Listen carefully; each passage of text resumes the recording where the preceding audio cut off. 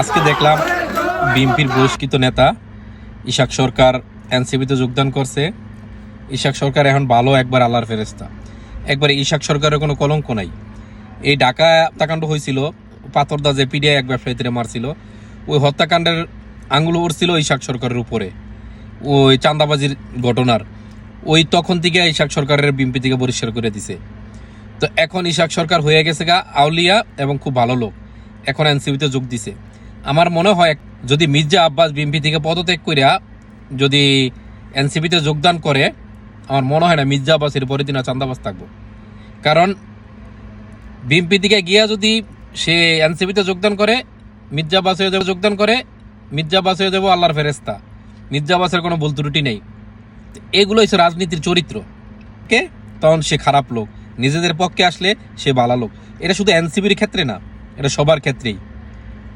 তো বিএনপি থেকে যারা বেরিয়ে গেছে তাদের পরিণাম কি সেটা কর্নেল অলিরে দেখলে বোঝা যায়, বি চৌধুরী দিয়ে বোঝা যায়, এই যে মেজর আক্তার, এগুলো দিয়ে বোঝা যায়।